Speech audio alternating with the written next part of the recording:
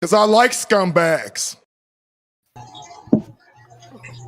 Timing's off on that. That's all right. Welcome back, everybody. Still no intro. Work in progress. Welcome back to Total Nonstop Impact Talk for Impact fans right here on the YouTube and the Twitch and wherever you get your podcast audio worldwide. The whole crew is here tonight. We've got Alisha and Front Row Bill. How you guys doing tonight? Just super. Thanks for asking. The Thursday before Bound for Glory. Does it get bigger than this? We are, 48 hours away? Not even? 48 hours away. Ooh. 2 days, 48 hours. I'm not going to do the math on the minutes. I'm not a math guy. Oh, yeah, all right. You don't want to do that.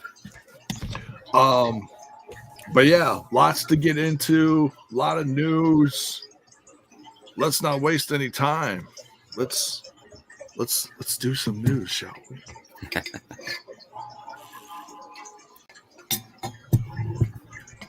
The news with J-Bo. Jiminy Christmas. And now, the pre-Bound for Glory. The J-Bo. Searching for my fake wrestling news. You're right in line with the bits, brother. Thank you. That's the news for tonight. Thank you. Good night. No, I'm just kidding. We got bits. All right. All right. First of all, I know we were talking so much about the summer of Trent, if you will, and us trying to get him back to do a few shows. We just couldn't work anything out. The guy's insanely busy. We're all busy. It just didn't work out. But I did want to give you guys a piece of positive news about Trent.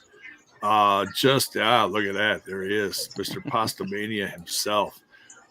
We recently found out.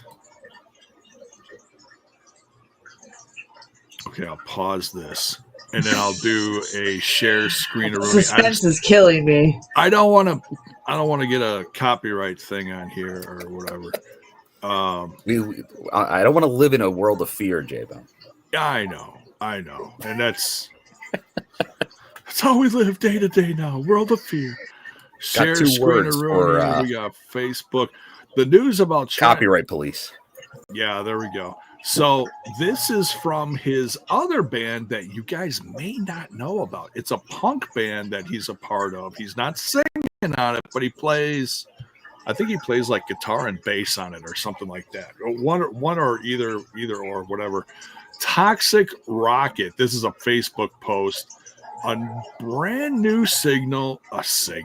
Jiminy Christmas. New single. On Tuesdays, the Aliens came out. So if you're into punk, pop punk, whatever, give this a listen. It's rocking. It's nothing. I was gonna say as far as punk stuff, it's nothing that's gonna change the world. But I dig it. It's simple. It rocks. It's a band that doesn't take itself too seriously. And so the lyrics are kind of goofy, and I dig this though. So please head on over to where you stream your music, like Spotify or iTunes or wherever. Go check out Toxic Rocket's new single. On Tuesday, the Aliens came out. All right, Trent, you owe me lunch for that one. Oh, there you go. So, all right, yeah, congrats to him on that. Good stuff. We also for a lot of people, J-Bo. What's that? A lot of congrats. A lot of congrats, yes. We also have congrats in line 2, Blacksmith, part of the we call him part of the TNI family because we gave him some love as soon as he launched.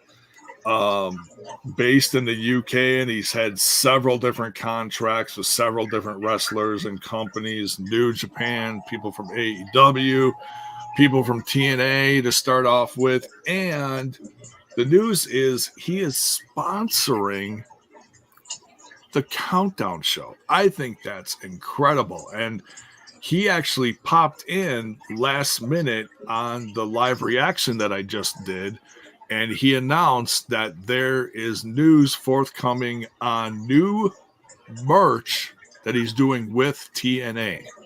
I think we got that tease a little while ago. Looks There like was a maybe tease. tracksuits, but we'll see. Yeah, and he, like I said, he has been working with several wrestlers, but as far as like the TNA brand itself, that's pretty big. I think that's pretty awesome. Very cool. So congrats to him. If we can work it out, would love to have him on, or maybe I'll talk to Bison about having him on. It might work out a little better, time-wise, because he is in the UK. So either way, we'll try to get him on here. And it's pure beefalo. Yeah, pure beefalo, absolutely. So yeah, hey, drop some comments in the chat. Who do you want to see Blacksmith on the put out some merch with as far as TNA? Who do you want to see first? I think a lot of people want to see the TNA gear, like just go TNA and say with the logo, the brand itself, the logo. Mm-hmm. Yeah, that'd be cool. Some different kind of the soccer jerseys, the track jerseys, that kind of stuff. Something, yeah. I'd like to, he put out a really cool one. I don't know if it's still available, but he put out a really cool Dudley's one a couple years ago or something. Jersey? I think it was a jersey or it was a t-shirt, but it was like jersey material. And it had the logo and stuff on it. I would love to see like a tie-dye TNA. Tie-dye, there you go, J-Bud. That would be slick. I'm thinking about that because I'm wearing the tie-dye bandana here. So Keith here. Hey, y'all. Married. Hello to Mrs. Coach Keith is watching with me. Oh, so Coach Keith in the chat is married. Wow, congrats, man. Yeah. Hey, dude. Hey, y'all. Very happy for you, man. Long time watcher. Very cool. Very cool. We always celebrate love on here, no matter what. All right. Hey, and gotta say thanks to Daniel William Clark. It's the one at Raid. Oh, nice. Very cool. Thank you. Team Twitch. Always appreciate the Team Twitch raids. Absolutely. All right. Update on it. We'll go over the whole Bound for Glory card as far as updates and whatever at the end of the show. But I know there's some new news on that. Another piece I've got here. There was an update on the TNA action figures. Some positive, some negative. We'll go over the negative first. Negative is obviously it's delayed again, sadly. Not coming out till next year now. Next, what they say, like next spring. Yeah, boo. Yeah, seriously. It's I've seen several different people report on this, especially guys like Kyle Peterson, who was a big action figure guy. Fans don't like companies sitting on their money, and that's the biggest thing. So, but in that being said, Powertown did put out an email recently saying, hey, we owe you one and or two, literally. So to try to make up for it so that people don't cancel their orders, they gave away some freebies. what they gave away where you had your option to order some of the first round of figures that they put out, including, now, I jumped on this. I didn't take advantage of this because these were pricey. They came in as $50 each when they first came out. But Bruiser Brody, and Stan Hansen. The Lariat. Yes. Yeah. So two classic badasses in that line. And there was a lot of them. There was Magnum TA, there was Kerry Von Erich, but I identify with these guys a little more, even though I grew up with some of the other ones. But who knows? I might get those down the line. But nonetheless, these were 2 freebies I ordered because I did order the full set. Okay. So I'm not sure what the timeline on that was. So if you have not checked your email recently and you did order the TNA set, please check your email. Take advantage of this. And that's good because the previous line, right, that got canceled pretty much, that never wound up happening. There wasn't something like that. So it's good to see the company kind of try to do something with the delays, because obviously it does seem like when you're trying to do stuff like this, there can be a lot of impediments on the way to the production, sadly. But hopefully once something gets started, then they can keep it going. But hopefully no more delays going forward. Hopefully they can hit the mark the next time around. Right. They got several lines out there right now for preview. They got like the second line of these legends, which includes like guys like Kamala and Junkyard Dog, among others. Yeah, just like every other star probably took on a little too much from the sound of it, and that's usually what happens. Yeah. And they're not Overextend yourself. It's not like Mattel, where you can mass produce stuff and just, knock it out within a few months or whatever they do, So you were going to say something, Alisha? I forgot it. Sorry. Oh, okay. I'm sorry. It looked like you were going to say something. All right. I was, but I forgot it. All right. If you think of it, please share it with us. It's gone. It's gone into the ether. Into the universe. What am I forgetting, Bill? Well, there was some backstage news. Oh, yes, please. Yes, go ahead. You saw this news and I didn't, so go ahead and share it. Yes, we saw, and I know a few outlets kind of reported it, but we got the news that Christy Hemme is back as head of marketing now for TNA. So always great to see Christy Hemme back with the company. Obviously, had many roles in the past. And then also, as not the only piece of news out there, it was also announced, but not really detailed, that he's now involved with Sami Callihan is now involved as well backstage with live events. And also, Lish Edwards is also helping in marketing as well. Oh, nice. So some of the roster members are definitely getting more involved backstage at the company, which not a real surprise, but good to see kind of have that combination. You know what that feels like, guys? Honestly, and I don't mean this in a negative way at all. That feels like an organic way of looking at past wrestling brands like ECW. Where you had guys like Tommy Dreamer, doing this job, Sandman doing this job, Paul Heyman doing this job. Whether it was, went a little too extreme, literally, with that. Yeah, but it's like it's and that's like honestly, if you got any merch or anything, it was from those guys. Like they were actually like putting it in the boxes and mailing it out to you back then.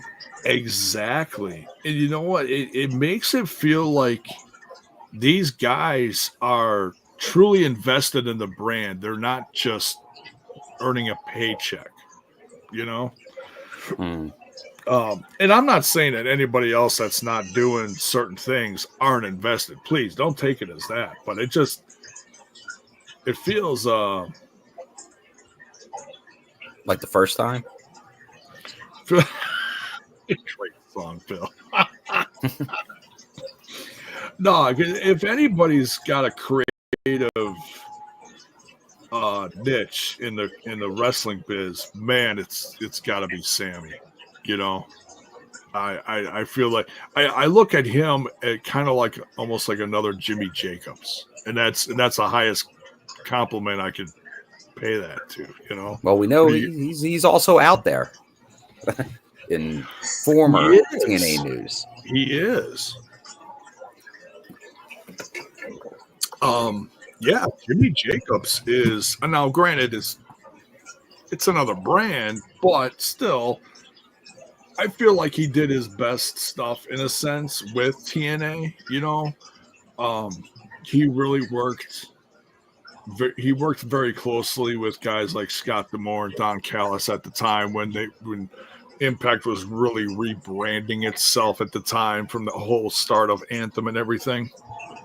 Jimmy Jacobs was a big part of that backstage. Well, he's no longer with AEW. So, hey, I'm not assuming anything. You know what happens when you assume, folks. But, hey, maybe down the road, I don't think it'll happen immediately because it sounds like he's kind of burnt out or something. I thought I heard some news about that. Please don't quote me on that. But, maybe down the road he'll come back to TNA. You know, I think that'd be amazing. We'll see. The grass is not always greener, though. Yeah, yeah. I mean, something's greener, but that's the money might be a hair greener, but beyond that, yeah, you never know. Talk about stuff popping in your head, and then I just had the same thing happen to me. But we'll be talking about greener when we talk about the show and one AJ Francis. We'll wait on that. Oh yeah, we'll talk about that too. Kerry Rossetti is a J-Bone's a jukebox hero. Oh, thanks, man. Yes. The quintessential rock star I am. Yes. Doggone it! I thought of something and I can't remember it now. I'll think of it later. It'll hit me and I'll fall over. Anyways, but yeah, that's I think that's about it. That's the news. Although I know that TNA has been taking over Detroit. They were at the Pistons game last night. The Hardy brothers and Joe Hendry getting a big ovation from the crowd there. So nice. Always good to see. As Danny Detroit just the news we can use. Hey, sounds like a bit. Nice. I like that. Keith asking if Tommy Dreamer's still working backstage at TNA. Yeah, he's one of the more prominent guys backstage, definitely. Yeah. Yeah. So, which is good to hear. I trust Tommy.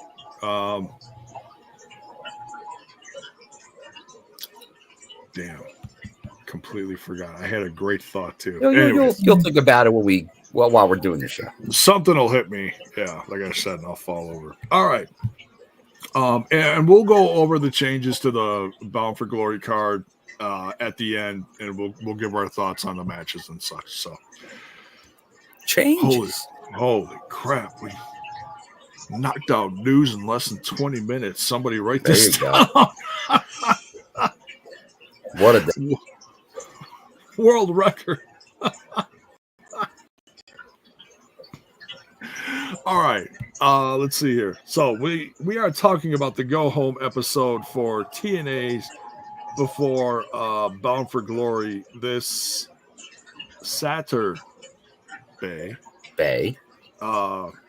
And we start out at the end of the ring announcements or in-ring announcements, and we got a scramble match, and I didn't write down all the names, but there was only like 6 or 7 people in the match. There wasn't like a ton of people.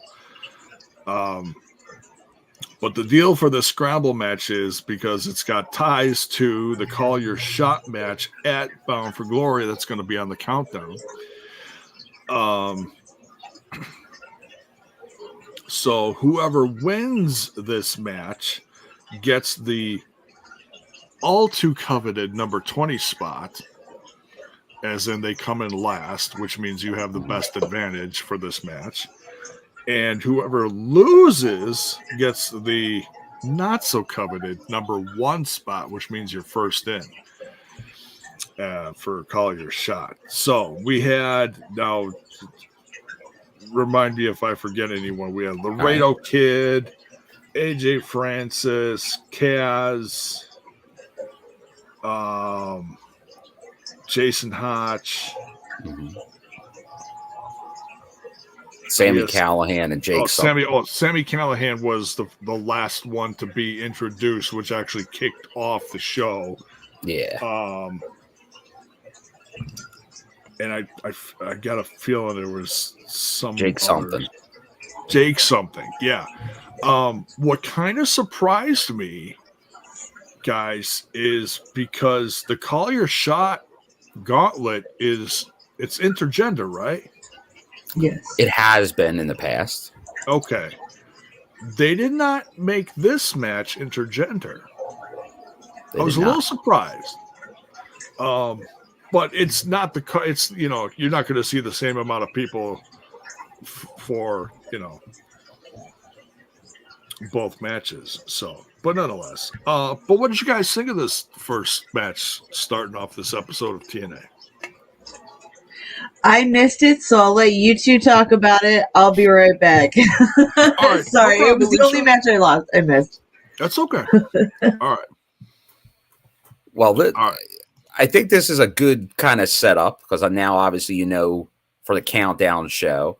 But yeah, AJ Francis, big proponent of AJ Francis, first class. So having him be the final guy, like that's now you got there's a big guy to come in last. That's going to be a tough guy to eliminate, depending on who's still left in the match. So right. But I know there's this red herring of Frankie Kazarian, which I'm sure we'll talk a lot about during this show tonight. I'm just hoping that just gets done away with easy because I know obviously if he wins that gauntlet, there's going to be just the talk the whole time about Frankie Kazarian, him and his non-crown kinging ways. But the real king of choke slams, AJ Francis. Truth there, man. Look, Daniel Spencer. I guess he usually shows up after the J-Bone news, so he's not used to being here this soon because usually that's a good 45 minutes in. Yeah, although it feels like Bound for Glory week, it usually like you get the news breaks like either today, tomorrow, like news starts trickling in. Or there hasn't been a ton of news which is a good thing. I think that's telling you something solid right now about the company because it does seem like every kind of year there'd be kind of some drops. The week of Bound for Glory be like, oh, this news coming out. But nothing really crazy. And I feel like there was something. I think some people were maybe talking about someone's somewhat future contract status, but nothing immediate. Right. Oh, and before I continue with anything else from the show, thank you, Mr. Rosario. You nailed it right on the head. Because I looked this up and I mentioned it before we went live to the crew, and then I completely forgot it. So thank you. Yes. He says, you guys forgot the most important piece of news, as in TNA Bound for Glory being the highest paid gate event for TNA passing Victory Road. And that's for 2024, not as in all time. Correct. And I look at that two ways and it is something, but that's a very like WWE type statistic, like your highest paid gate. It's not your highest attended gate. It means there's also higher ticket prices because there's very high level tickets for this event, like those the most premium packages, which aren't offered for every show. So it's a little kind of misleading, but still good. It's still an accomplishment. But I look at like those like big gate ones as like the ones that really are kind of okay. They're really kind of hitting home runs left and right. But still a heck of an accomplishment for a market they haven't really ran. Obviously, they've run Windsor, but they haven't run Detroit in quite some time. So that's saying something. Yeah. So that's on the website itself. I'm not going to go into the article, but that PW Insider talked about it too. So, but yeah, that's great news. It's no matter how you look at it, it's a positive for the company. So, hey, congrats to, congrats, Mr. Daniel Spencer and everyone involved in TNA. That's great news. I'm sure you yourself are looking forward to Bound for Glory. Well, speaking of, I think I saw Daniel Spencer post a picture that he was doing some pumpkin decorating, and I think he had a TNA pumpkin. Really? Nice. Which I awesome. Appreciate. I appreciate that. I saw Gary Busey was decorating a pumpkin. I saw that on something. And I don't even know if I want to know the answer to this. Sounds like a punchline setup right now. If you follow Gary Busey, man, he is one of the most unpredictable guys from Hollywood. That is just kind of Utah. Give me two. Give me two. My favorite role from one of my favorite movies. Point Break. J-Bone. He's seen Point Break. There you go. Yeah, I saw that in the theaters back in the day. Yes. Hell yeah. Good stuff, man. Good stuff. Young Keanu Reeves and a much more sane Gary Busey, anyways. Oh, and killer soundtrack. And don't forget the Swayze. Yes. Oh, Swayze. Iconic role. Little Hen says it's time to rock and roll. All right. What were we talking about? Oh, yeah, TNA. Enough of the Point Break review. Yeah, right. Yeah. Just never speak of the remake, ever. I've never seen it. Like, I've always wanted to, just because it looked like a good action movie, but like by itself, it looks like a good movie, but I don't know if it would suffice for a remake just because the first one was so iconic. It's rare that anything compares to the original. Right. Very rare. Right. So I mean, what was it an okay movie or did it suck? I was not a fan, but if you're a huge fan of the original, don't bother with this stuff. Okay. That means I have to go see it because I got to compare it to. Okay. Back to TNA. Well, it's interesting. Barry Monkey, I like his question here. Is there a Halloween-themed Impact next week? We don't know because they're taping it after Bound for Glory. Yeah. Will there be a Halloween theme to it? It is on Halloween, so I recommend they at least have one match with a theme. Oh, that'd be cool. Yeah. Something where there's pumpkins around the ring and someone gets bashed in the head with a pumpkin. Make it very spooky. There we go. Alisha's back. Yay. Yay. All right. Yes, and Gary was referencing what I was about Jordan Grace. Like, it's like we knew that like months ago that like her deal got kind of shortened to coincide pretty much with the Royal Rumble next year. But all of a sudden that became, I think people tried to make that a big story, a news story again, but yeah, really wasn't. Just like most dirt sheet news stories. They're not really stories. They're there to get your money. Well, people are also talking about Jonathan Gresham now too, of course, because he's married too. Oh yeah, Jordan Grace. Same thing. Yes. Yeah, I'm not assuming nothing, but we'll see. You never know. All right, so we continue now. Scramble match. AJ, like we said, AJ Francis won. He pinned Kaz, so AJ Francis number 20, Kaz number one. Is Kaz gonna pull off an HBK and go all the way to the main event where he's also reffing? Or he can just rip the shirt off at any time and be like, I'm winning. I should just get my Sharpie and be like, bad booking if that happens. We'll get into more stuff, but we'll get into it later. But I know that he had the press conference.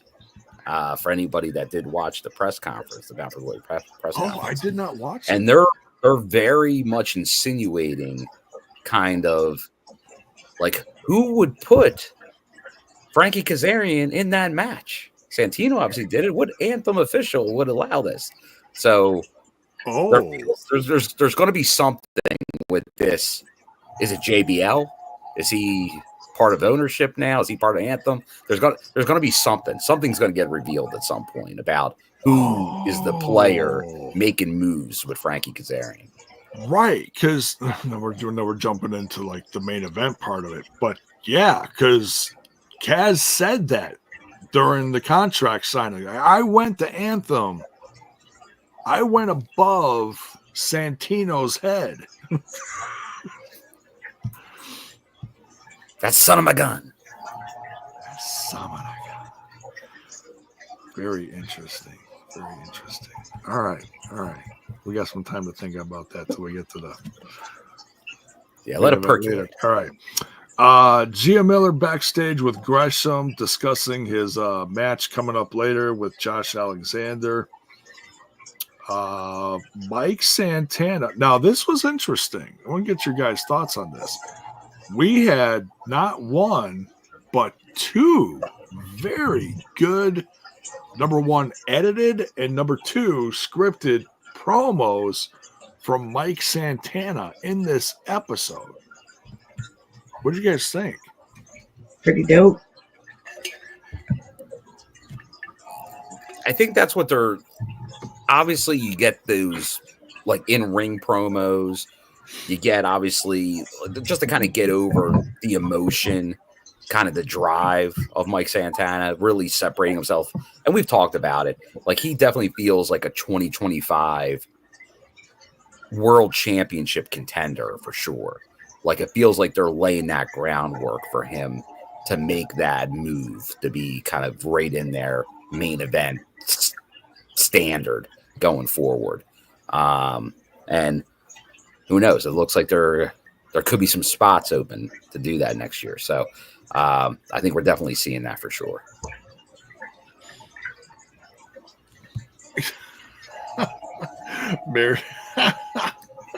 Mayor says Gresham got a potty mouth.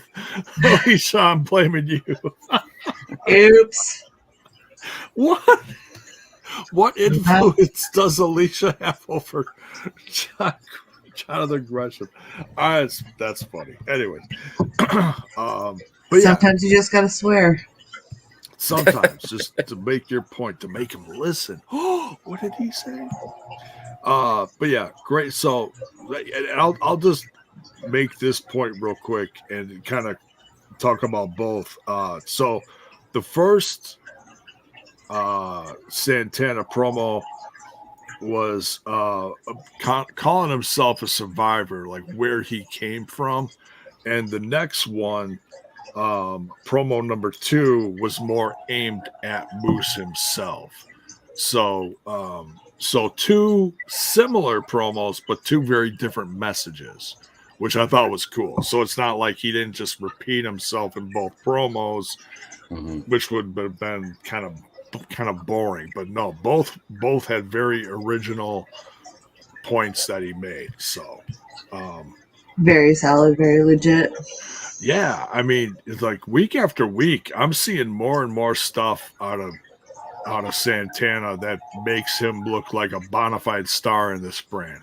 That just keeps going up notches. You could say Yeah. Santana's smooth. The build is definitely there. I see the potential. It's like this is like the first time we're getting him as a solo act. You know what I mean? And I think he's really rising to the expectation. Yeah, and raising the bar. Period. Yeah, I would agree too, man. He's strong promo, like I said. Those are really good. I like the cinematic touch to him, and he seems like a real talker, straight shooter. Like, I dig it. Yeah, it's the push is definitely there. It's nothing like skyrocketing, but it's slow, it's organic, it's bit by bit we're seeing things happen with him, you know. So awesome stuff. Can't wait for his match with Moose, which we'll talk more about later. Now we get one of the most entertaining moments of the show. We get the debut, if you will, or re-debut. I don't know how you say this. We get Heather by Elegance, formerly known way it as should be. Heather Reckless. So no longer reckless, now full of elegance. Two huge punch bowls on the table, full of looked like bubbly. So I $8,000 bottles of champagne. Yeah, I just being thrown in the big bowls. Yes. Used for punch. Absolutely. I was confused. I love this segment. I'm just going to start off by saying that I thought this was like definitely a unique turn for the storyline with the intro of the new Heather Reckless.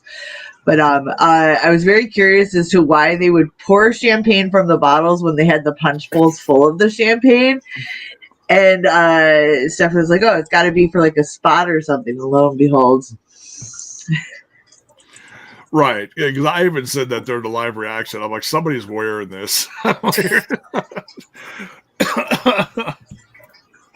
in one way or another. So, but yeah, blame the caterer.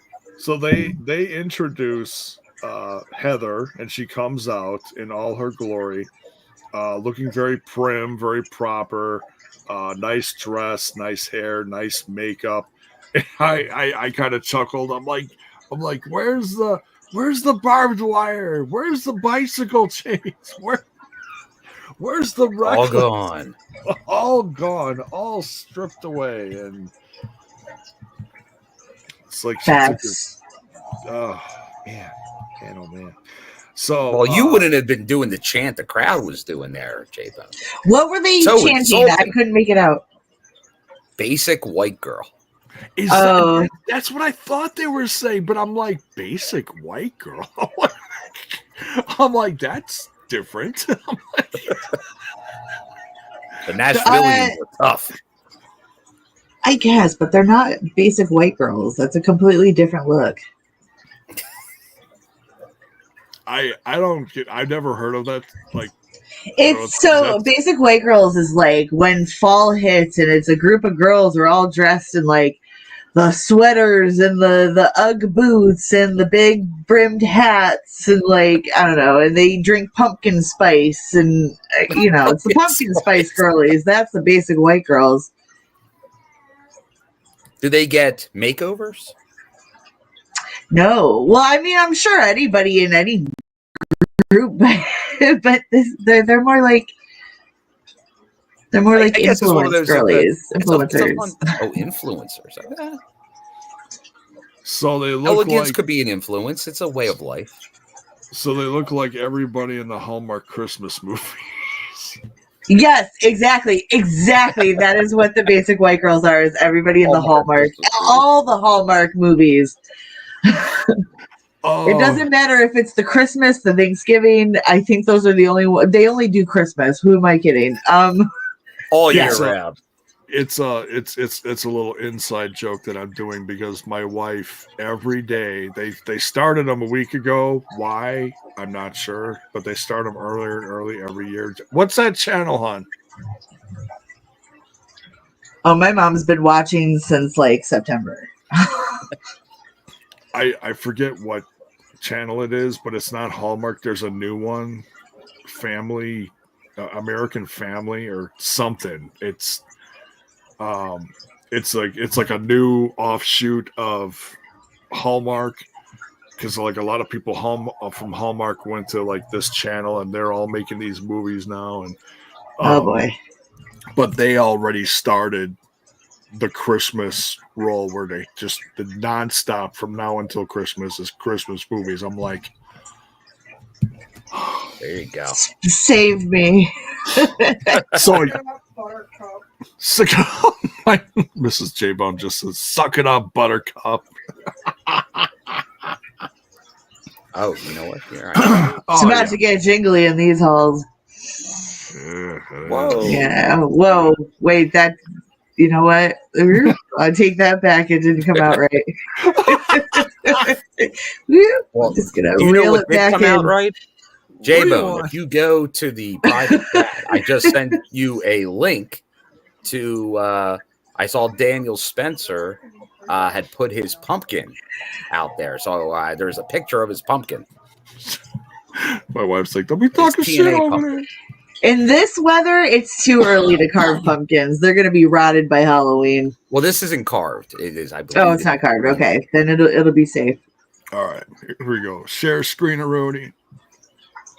Daniel Spencer.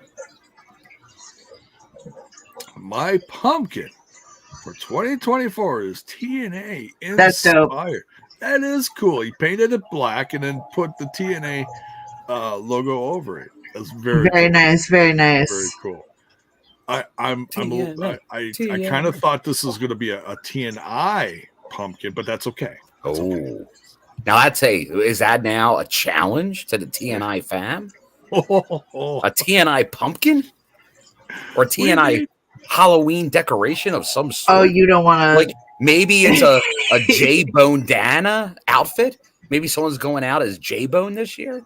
Oh, that would just impress your friends, colleagues. That would be iconic. Or go as Trent. It's otherwise known as the Invisible Man, or Kyle the Scumbag. Be all your favorite TNI personalities. Oh, where is now? You have to play it. Where is it?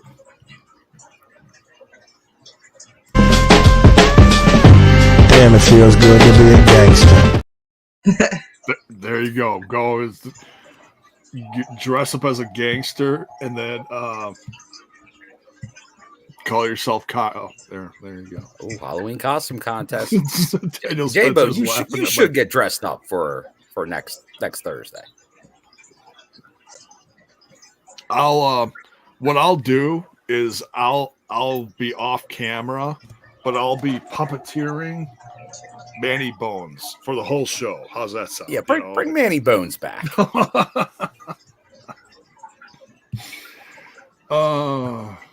No, you know what's funny? What's funny is I've been thinking about putting Manny Bones on vacation.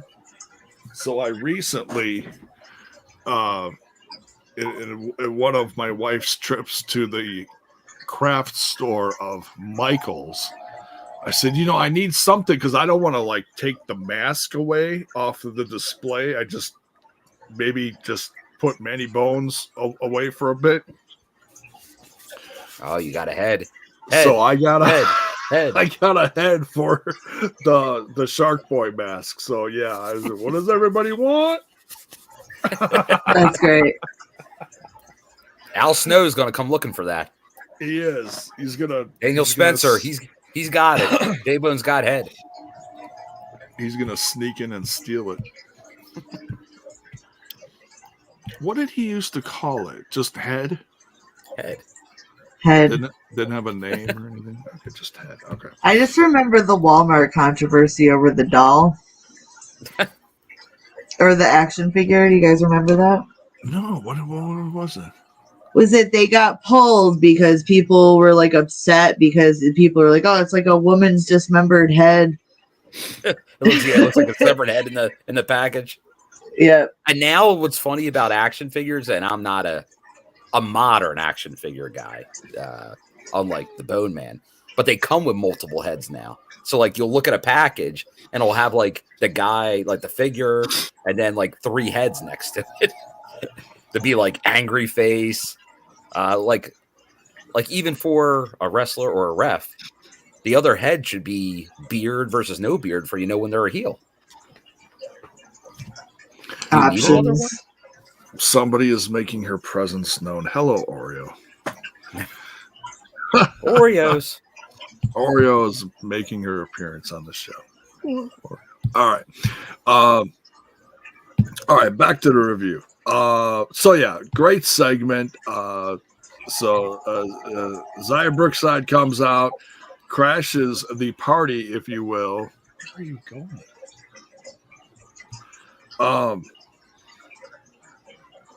And okay, see ya. That was fun. And then brings out Brenley Reese. It's some of these WWE names From NXT. From NXT, yes. Some of these names do not roll off the tongue. I had to look it up and how to spell it. So the liaison might not be happy. She might have a new best friend. Right. So yeah. And I was like, oh, so she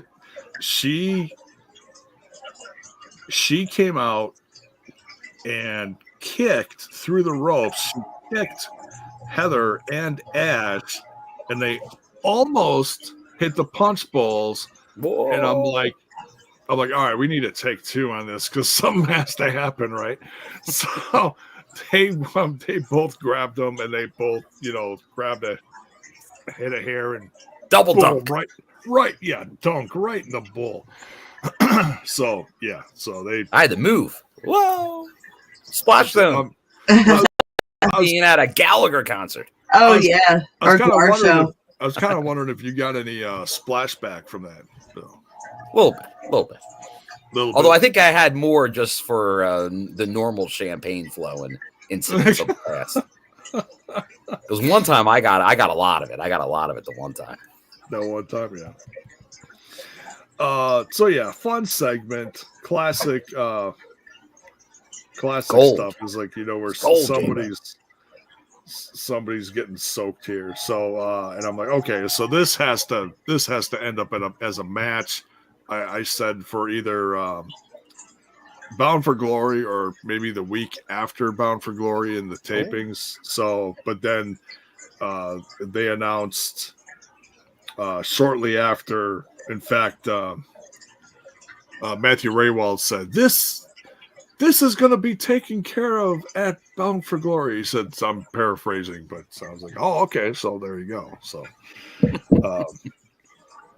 we get that match set up. Next, get a match. Eddie's in the chat. What's up, Eddie?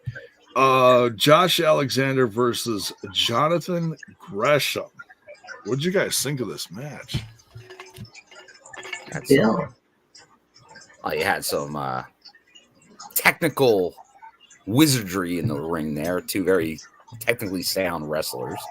But we did, obviously, because of the new Northern Armory unit there, we definitely had some shenanigans that interrupted what looked like obviously a classic match here. That shenanigans, of course, had to happen after the match, and then Macklin and all kinds of stuff going on everywhere. But obviously, big win there from Alexander, back in the winning ways. But obviously, we're seeing the big push of that original feud of Alexander and Macklin, which obviously, as we've said before, that was the feud of the company that was going into that summer before the Josh Alexander injury that kind of put everything on hold there for a while. So now that I think it's a good that they're now obviously going through this, because it was they kind of had that quick blow off, and it was like they had like almost like a one-off match, and that was it. Now this is a proper build for more of their feud. So, and obviously like you have Macklin, the loner, like no one with EY not available, out. No one's really, no friends in the locker room for Macklin. He's a one man army right now, and obviously the odds are not in his favor going against three guys. So he didn't come out on top tonight, but we'll see what happens. Obviously at Bound for Glory, but no, great match. Oh yes, and Justin Miller. I don't know if he said that just to make sure we covered it or try to kind of get under my skin a little bit, because it's so random. I don't know. Like, is that now like Ace is doing the Tommy Dreamer, like the occasional run-in in melee type stuff?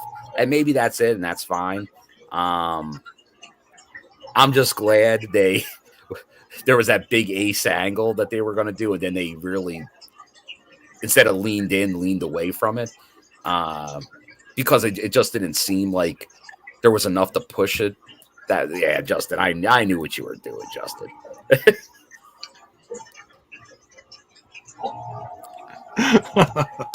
Oh yeah, like where's Lance Storm running in? Yeah, right. He occasionally does it. If it's the once in a while thing, like Tommy, like, because I know there was a time where Tommy was doing it all the time. Like any melee, Tommy would be there by the end of it. So if that's kind of like Ace will do that like once, like you see him like quarterly doing that. Okay, that's fine. No more though. I don't need to be a corner man again. That I wasn't getting that storyline. I think that was a wise get out of it while they could. Not everybody should be on TV. Yeah, it's kind of like seeing Petey Williams showing up on Raw. You know, breaking up like that, and that's fine because they play a role just like Mayer here. He says and Diener, which was. And it makes sense because Diener does have a role. He does have a role backstage. So, like, you're kind of going a little behind the curtain doing stuff like that. Yeah. Just don't overdo it. Because then, like, you're taking real stuff and trying to storyline it. And I guess that's fine to some extent. Like talk about in the past, like Al Snow. Like, that's fine. Just don't overdo it. That's always the risk because they were ready to overdo it with him before. But I think they realized not to do that. And the overdo it part of it was putting him in a failed promotion thing like a gut check, which, you know, no matter who won the gut check, everybody went by the wayside eventually, sadly. It's ridiculous. I love the gut check still, though. Oh, it was fun. The matches were fun. It's just what became of like all the guys, you know. Well, some of them not based on that, but like obviously you had some names. Obviously you had like Cage was in there. Like there were some people that then turned out in this stuff, but it was always not the ones they selected. It was the ones that didn't select, maybe came back and did stuff for the most part. Yeah, like wasn't Adam Pearce even one of them or something? Yeah. Oh, there was a lot of guys. There was a ton of people over the years. And I still have the only negative I have about and I'm a big gut check guy. The like late gut, like obviously there's the current gut check that obviously is still around, done very differently. Oh yeah. But it was storyline gut check. There was Pritchard near the end of that, and that, you know me, I'm never a fan of the Pritchard era. That's really the only actual, like, for the most part, anything he was involved in, I disliked at the time. And fair enough. I still can't stand that he's still a part of WWE. Critical Sting. but Critical Sting, it's outside of maybe Taylor Hendricks, Hotch might be the most successful gut check winner. And I think that is saying something because Hotch, like pretty quick from being the co-winner of gut check to being kind of a staple. And I think that is the breakout will happen. It will happen. Oh, Justin Miller, PTSD. There is some PTSD with some of that. Yeah. A lot of people will say PTSD about other parts that I'm like, no, that was fine. That was fine. There's just a few individuals really here and there. There were still bright spots to find. You just have to ignore, though. There were more individuals, like, just ignore their time frame. Well, pretend they were never there. You say 2010, and that's like when Hogan came around to say, so the whole Hogan era was garbage. So like, no, not all of it. No, that's not correct. There were a lot of positives in that era. No, there was. I mean, and honestly, a lot of the stuff you want to nitpick about that era, like, they were minor things to the show at the time. They weren't the big things on the show. Right. They were good and bad. You know, there were failed things. There were there were things that really rocked the brand in a good way, you know. So whatever. All right. But yeah, Josh Alexander beat Jonathan Gresham. The Northern Armory. I'm still getting used to that. Came in, started messing with Jonathan Gresham. Macklin comes in. He gets tied up, and then he gets the run-in from Diener.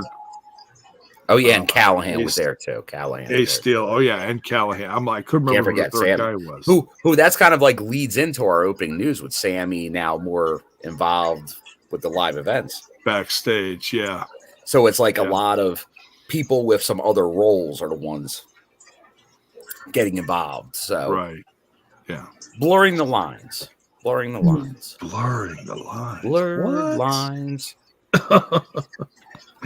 And then this is the part where we get the second Mike Santana promo aimed at Moose for the rivalry. We talked about that a bit. I'll tell you, does that have the most juice?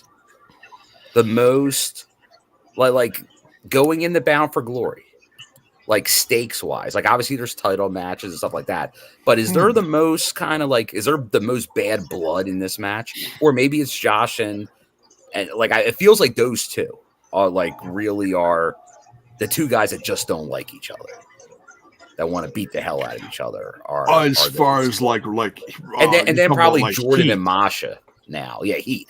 The most heated matches. Okay. Very possible. Yeah. Honestly, yeah. I mean, if you look at how the rivalry went, it's been like a slow burn build for a while. But now it's been boiling. Like you got to take it. You got to take it off the burner. It's been bubbling for a while. Yeah. Smoke alarms are going off in the kitchen. Oh yeah. You burnt the toast to take it out. Yeah. Or in my case, you burnt the quesadilla. It's gone. You burned your quesadilla. You're in trouble, J-Bone. I know. What you can't take me anywhere. I know. No, actually, I had a couple the other night. They turned out perfect. It's great. I air baked them in the oven for a while. Primo. It's wonderful. Get that Supremo Chihuahua cheese. Good stuff. Perfect for quesadillas. Which I'll probably make some after the show. Wendy Choo in a match here with Rosemary at her side versus Jody Threat. So this is obviously leading into Bound for Glories. You got what do people call them? Spooky? They're calling them Spooky Choo. So you got Rosemary. Jeez.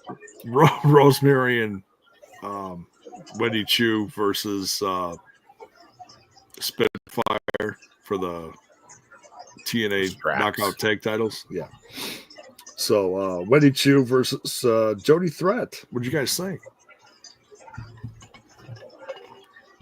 I was rooting for Jody Threat in this one. And she almost had her. She was doing pretty good in this one, but the Spooky Choo,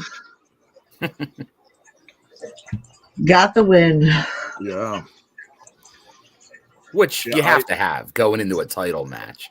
Like, because obviously a member of the challenging team gets the win. So now it's will that team win it? Right. And honestly, if I had to put like what I feel are like slam dunks, I got to imagine we're getting a title change. Because like I said, it makes too much sense to have them represent both brands on both shows going forward for NXT and TNA. And hey, Rosemary being a TNA brand ambassador, if you will, Yep. is a fantastic thing. So I am all in favor of this, and I like Spitfire, but like I said, I've been a Rosemary day oneer, so I gotta support one of our favorites, one of our favorite knockouts of all time here, and yeah, got to push for them to get those belts at Bound for Glory. Okay. Now someone, I apologize. I don't remember who said this during the live reaction. They said that I think must have been a match between Wendy Choo and Tatum Paxley or something to that effect. Yes. And Wendy Choo put Tatum Paxley in a.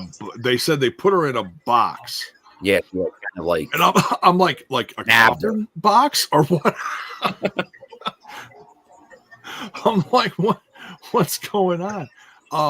So I got a feeling we may get a reborn Tatum Paxley at the pay-per-view. Might be assisting Spooky Choo at the at Bound for Could Glory, have that. I think maybe. Okay. You're definitely going to have some crossover. Like we've been seeing the NXT crossover. I got to imagine you're going to see it. If not at Bound for Glory, obviously you're going to see some for sure. But the TV tapings out of it. Because you got to remember, you got to look at the timing too. Now, obviously there's some crossover issues because you have the Bound for Glory pay-per-view or premium live event on Saturday, Sunday's TV, but it's also NXT's Halloween Havoc.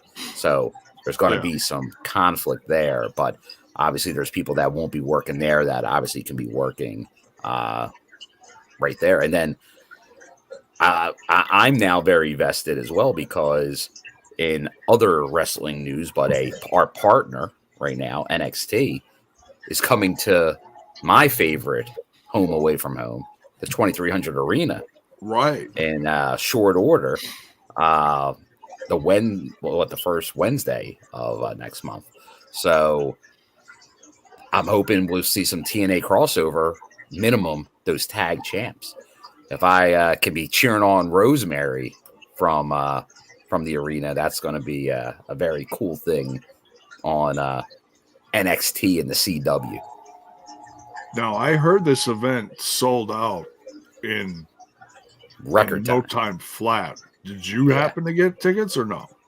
I happened to get tickets. You did? Oh, I will be there. Very cool. Very special. Nice. Are we going to have a front row bill in NXT? You may. Oh, there will be a. Hopefully, there's a TNA presence, and we'll be talking about it here on TNI. There we go. Better rush home for that review. There you go. Andrew here says, Havoc show up, Jay? Well, I don't know. I heard she's busy down south with another Decay member, Crazy Steve, helping out the kids with El Generico. So I don't know if she's gonna make it about for Glory. Oh no, she's doing. Oh no, she won some titles or something. Excuse me, I'm sorry. Yeah, I don't see Bound for Glory because of just stuff, but it feels like I know Alisha and I have been talking about like when Havoc returns to be kind of like that original Havoc Death Machine, like that persona. And I think we will see that. because I feel like whenever, and it could be like maybe Wendy, Choo, and Rosemary as champions, and that could be like maybe a mystery partner that shows up at some point to go against Rosemary and Choo with another member of the roster, or it could be maybe when that tag team does fizzle out at some point, that's where then you see Havoc maybe come back in a feud against Rosemary at that point. That'd be cool. But I think we will see something. I'm guessing we'll see the return of Havoc sometime early next year is what I would imagine. But now that they're actually doing shows, now that they're actually doing shows like in Atlanta in mid-December to end the year, maybe there. It's just looking at storylines on the divisions and all. It's just looking for when that opening is going to happen. And that feels like, well, the new year, it's an easy way to kind of start new stories, kind of post Hard to Kill. So that would seem to make a natural sense where you could kind of bring anybody in. So hopefully that's the case, obviously, with Havoc. All big Havoc fans here. Yeah. Oreo. So, there's Oreo again. Jeez Louise. Making her presence known.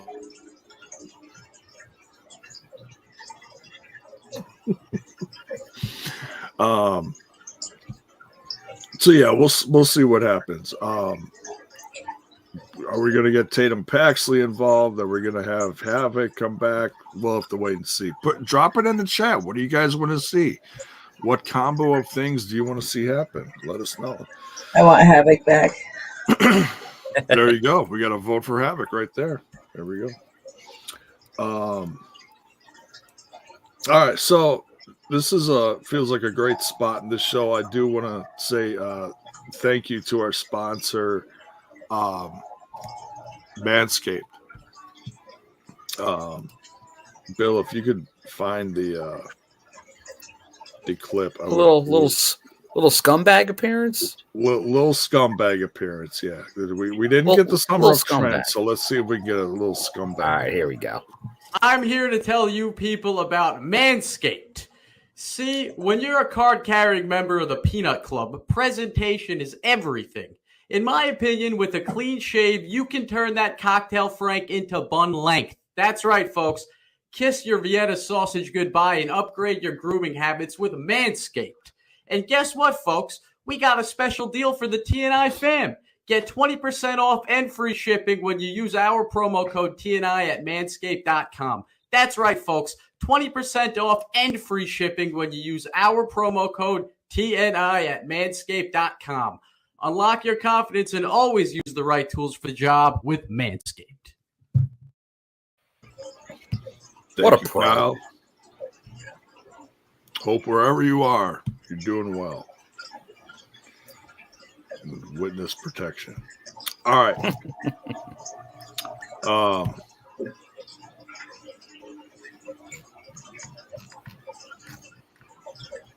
Had a thought. Never mind. All right. Back to the show. So we got the all right, so we got a promo now before the main event match. The signing is like the main event, but we have a main event match. So we get a promo from the system. We get a little bit from most of them, but it's focused more on Moose, talking about Mike Santana. So, which is proper because we had two from Mike. I'm like, all right, where's the Moose? A lot of build for that match. Like that, they're putting a lot into that match. Yeah. Like you might not be thinking about it, but like if you're really watching the show and seeing this, like that is like we've talked about it earlier. Like that does feel like the match that has really like the most going in there. And like I know most people think of a match to steal the show as like a work rate match. I think just these two guys just going at it, just beating the ever-loving hell out of each other could be that match of the night and steal the show. There's a couple of them that are going to be, people are really going to be watching. It's because, like you said, because there's so much heat in the feud. A lot of heat, and you got the former world champ, a guy. A lot of people are thinking it's a future world champ. So I have a feeling like this. Obviously, I might have some bias, but I might be looking forward to this one the most. So, whoop whoop. Fair enough. Yeah, one thing talking about what matches are really going to stand out. One thing I did notice is that they're actually calling this a triple main event, Bound for Glory. What? Yeah, like three of the matches are considered a main event, which is that a first, guys? I don't know if they've triple main evented they've double main evented quite a few. They triple main evented a show not in recent memory. I do not believe so. Critical Sting, we need you. Set up the signal. I think he was in here earlier. I don't remember. He definitely was in here earlier. Yeah. but a triple main event? That feels pretty big. But, I mean, the whole card is stacked. The whole card's got different levels of heat to it. So, yeah. But like I said, we'll get into the full card after this. But all right, so then we get the system consisting of Moose,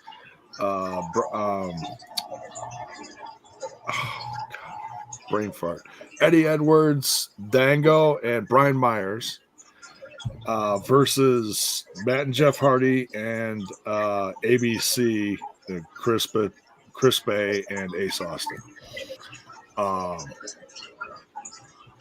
Here we go. Critical Sting to the rescue.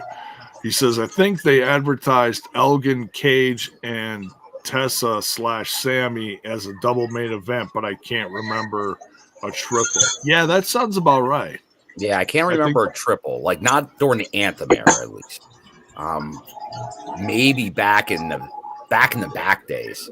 Maybe even the weekly pay-per-view days. There might have been a triple main event. That sounds very Russo-esque. So I could have saw that happening. But yeah, not during this era for sure. Yeah.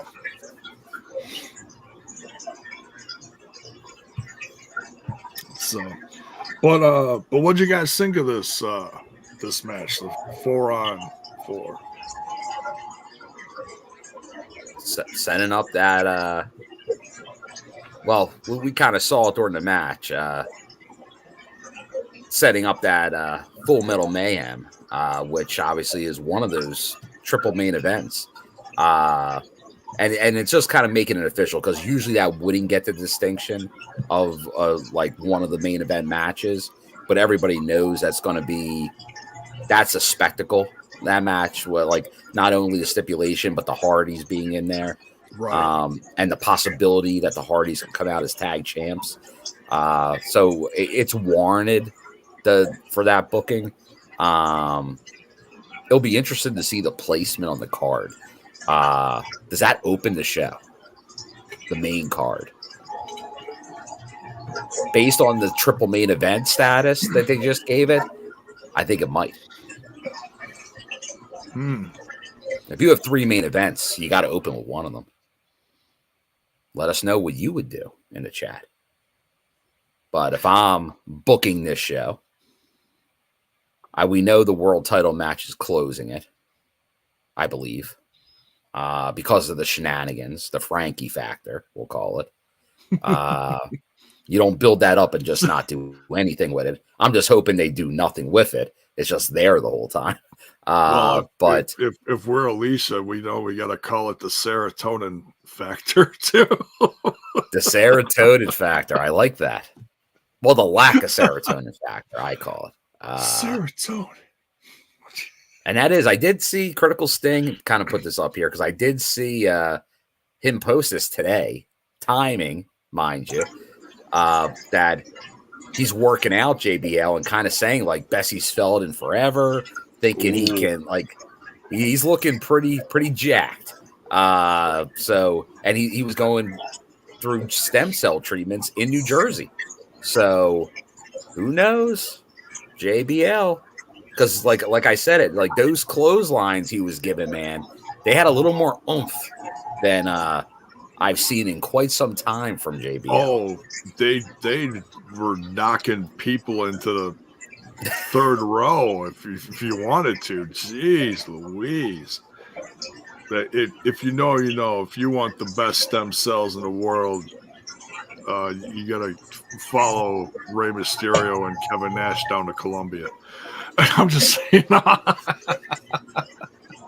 I've heard a lot of stories of, John Morrison also went down there. A lot of people went down there. But anyways, but hey, yeah, good for JBL. Look, people know me. They know that I can't stand JBL, but this is all very interesting, and it might be the first time ever I would be in his corner to root for a comeback from a guy from his era, because yes, it still stings that he beat Eddie for the title. not that you're holding a grudge. That whole run of his back then when he was JBL, every time I heard that, man, I wanted to put a brick through my TV. I swear to God, I couldn't stand the whole, coming out in the big convertible with the bull horns on it. Just everything. You were loving it, Jay, but he was saying, "Give me the heat, give me the heat." Oh, and I feel like he had more heat than Triple H did when Triple H was champion all those years. Unbelievable. What'd you think about that, Alisha? Not much. Well, compared to now, I mean, if something happens with JBL and he makes a comeback and he does something in TNA, how are you going to feel about it? Are you excited for it? Are you like indifferent? What do you think? I feel like I'm pretty indifferent. Okay. All right. Put it in the chat. What do you guys think? Because, man, this has all been building up for a few months, and it's been less than a slow burn. We've seen a couple appearances, and there's been little to no talk at all. I don't think it's going to amount to anything, to be fair. And it might not. It might not. Could be another red herring. Could be. I think they're just calling in all their favors. Yeah, could be the return of Bully Ray. Who knows? Bully Ray. I screwed you. Okay. Trust me, he's a good guy. Trust me, he's a good guy. I'm not a crook. Then he dumps coffee on you. Can we just get even a crowd shot of Monty Brown just hanging? Oh, in Detroit? Yeah. I mean, the more I hear about, things leading up, man, I hear more and more people talking about Monty Brown and how it really would have been cool. And I just, from the sound of it, everything, it sounds like he just doesn't want it. Like he doesn't really want to be involved in any way with the business for the most part. But remember, we heard the same thing about Mike Tenay, and then he did resurface for the Hall of Fame. So, and it was great to see, obviously, and talk to Mike Tenay when he did return. I would like to see him more because they went to Vegas after that, and then we have not seen him. So it's kind of like a one-off. So we got something while we could. But it would be because it doesn't feel like it feels like there needs to be the closure. Like we got the Okada closure. It would be great to get a Monty Brown closure in TNA. It would. The guy still looks like $1 million for crying out loud, But yeah, you mentioned Tenay. Man, Tenay at Bound for Glory last year could not have been more generous and more warm with his time with all the fans. It was incredible. I got nothing but insanely positive things to say about that. That was amazing. It really was. So, all right. Hardy's and ABC get the win, but then, like I said, people don't talk about who won or lost. People talk about what happened afterwards. System came in after Hardy's and ABC are celebrating in the ring together. There's a big beatdown, and then Mike Santana appears in from the crowd, and he goes after Moose, but of course, numbers don't matter in this case. He gets a beatdown too, and the System is standing tall. So we got a couple matches involved here in the main event. We got Full Metal Mayhem, and we also got Moose's match with Santana represented here before the contract signing.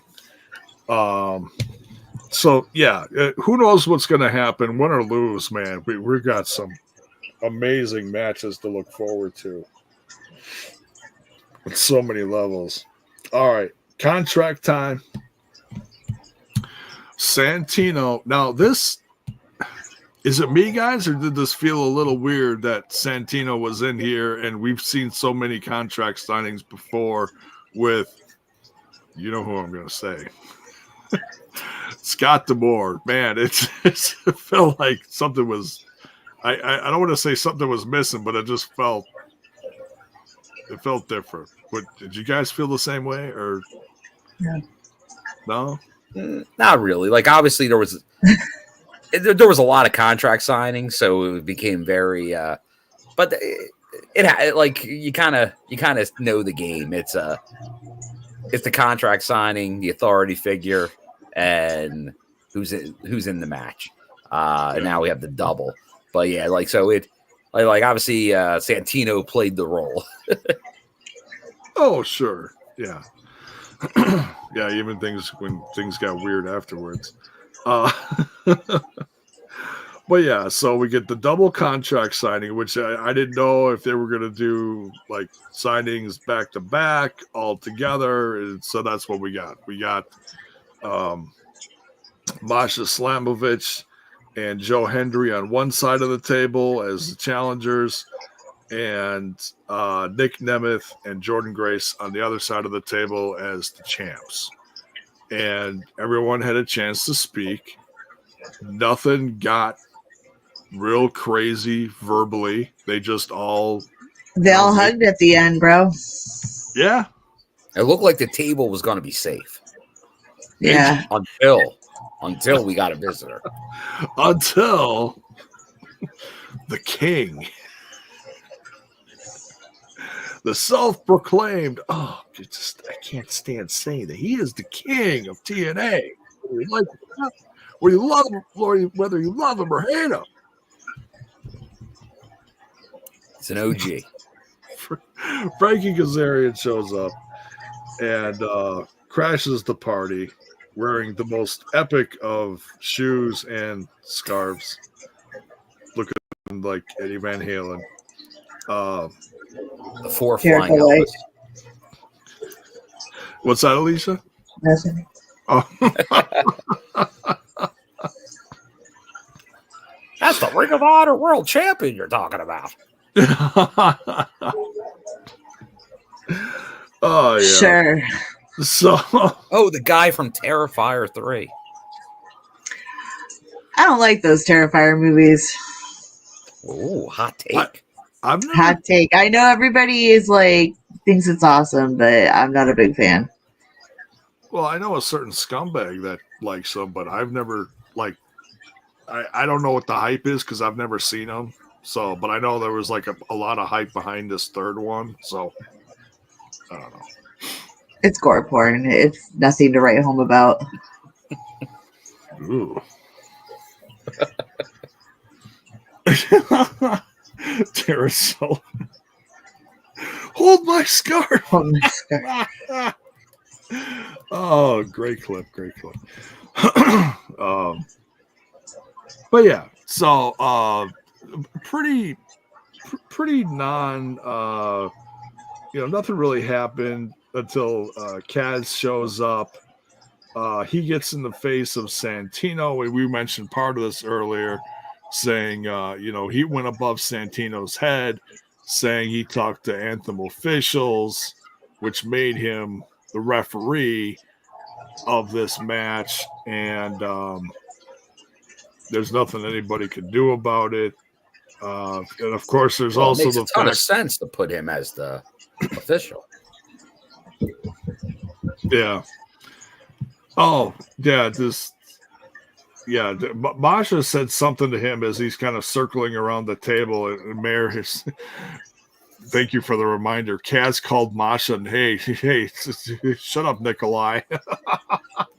As in a reference to the classic Nikolai Volkov. Which I thought was pretty funny. I popped for that. I'm like, oh man, don't piss off Masha because she'll break back into her. She gets pissed off. She'll start speaking Russian again. There you go. That Russian temper. Look out. But yeah. So things start getting crazy. Kaz ends up gets knocked down a few pegs, and then they all pick a limb. They pick him up, and no, the table was not safe because the self-proclaimed king of TNA went through that table. Which, you know what that means. I don't even have to say it, do I? You guys know what that means. Kaz went through the table. He's the ref. He's in the Call Your Shot gauntlet. What does that mean, guys? Come on. Trouble. Nothing. Trouble. Oh, there you go. That's wrong gimmick. Wrong guy, wrong gimmick. It means he's going to win the world title. It's plain and simple. I'll tell you, my fingers will be crossed during that match. That he's just like out of there quick, for it's like not even a question. There still will be shenanigans, but I'm hoping it's just like he tries to do something, JBL just clotheslines him into oblivion, and we don't see him. And then he like unveils a ref shirt, and JBL becomes the ref or something like that. Like Dr. Gerbs, dude, I am impressed, man. Your Russian is amazing. Look at it. He says Nikolai Volkov, Boris Zukov, and the Bolsheviks. So your Russian is amazing. Some classic names here. Oh, and Mayor is correcting your spelling. Apparently, Mayor's Russian is better than Dr. Gerbs. Oh, too funny. All right. So what do you guys think? Any I know, Alisha, I'm pushing buttons when I say this because I know you don't like picking sides here sometimes, but any thoughts to what happened in the main event regarding what's going to happen in the main event of Bound for Glory? No. The triple main event? It was, sorry, I'm so full of energy today. It was been a long day. It's all right. I felt no energy from this end segment, despite everything. It just didn't. The vibe was off. So, like me, the vibe was off. I get the talking points where they just all kind of grabbed the mic and went back and forth a little bit. There was no raised voices, nothing. It was all really chill. And I'm not saying it should have ended in like an all-out brawl and stuff because we've been there, done that. I keep going on about how that is, but I just feel like whatever this talking point is just. It's like I hope they're still best friends at the end of this. And I felt that on both sides. Like, you know what I mean? I just didn't feel. I feel like it's a bunch of faces about to face each other in the ring. Right. Masha doesn't even feel like a real heel in all of this. Well, she's not. And who is the heel And Joe Hendry versus Nick Nemeth. Kaz. Well, yeah, true. That's yeah. And that's the role. Like, and that's fine. That can be the role. Like, he'll be the one that's causing the friction during the match.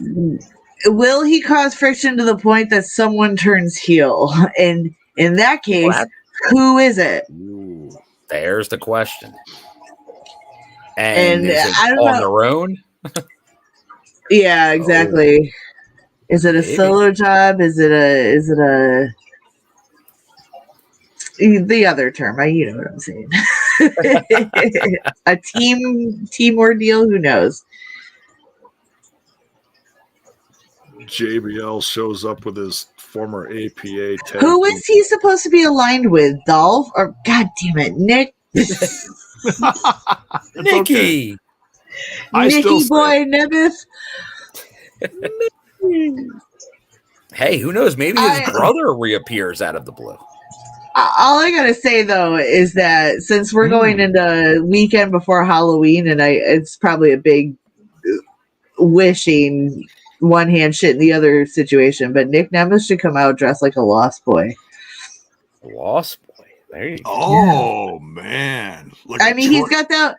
Yeah, he's got that whole '80s look, and you know what I mean. He can come out looking like a beach bum vampire. Everyone's favorite beach bum vampires. There we go. Black trench coat.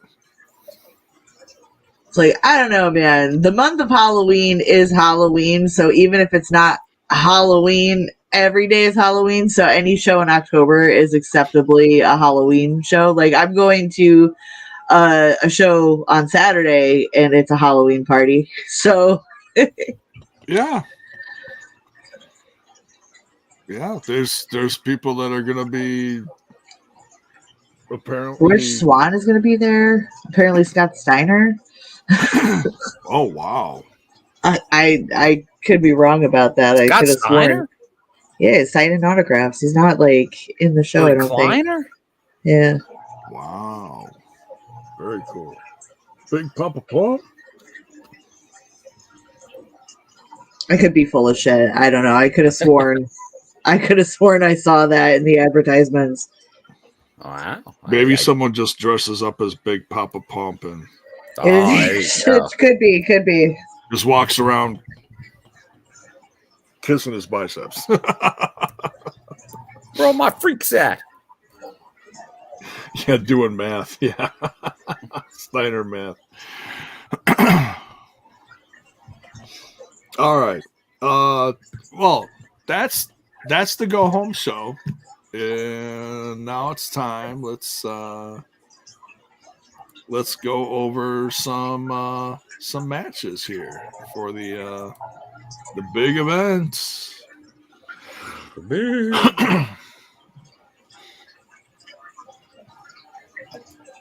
Ow.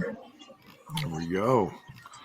And by the looks of it, I'm looking at the card here. Yeah, looks like it's all the event page has changed slightly.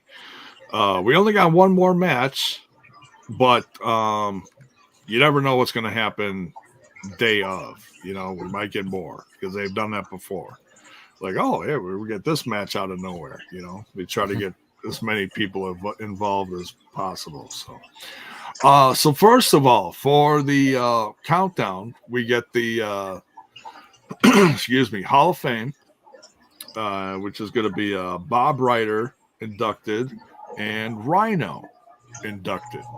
So that'll be very sentimental, very fun, very cool. And then the match part of the countdown to Bound for Glory. It's going to be live and free, apparently. And it's going to be live on TNA Plus. So if you have not given TNA Plus a chance, hey, go watch it on there. See if you dig the quality. I've loved the quality. I think it's great. It's certainly better than what we had before with the Impact site. It's great. All right, and these matches are sponsored once again by presented by Blacksmith. So make sure you give that guy some love. Hopefully, we get an announcement sooner rather than later. It is an earlier start time because of all the festivities. It's an expanded countdown show at 6:45. Ooh. There we go. Yeah, so it looks like it starts special start time 6:45 Eastern, which means 5:45. Yeah, so early. So get your food, get your snacks. There you go. Have a little dinner. Have a little Bound for Glory. We get the Call Your Shot Gauntlet, which we discussed a little bit earlier. We see that out of the 20 people involved, AJ Francis is getting the last spot, the last entrant, number 20.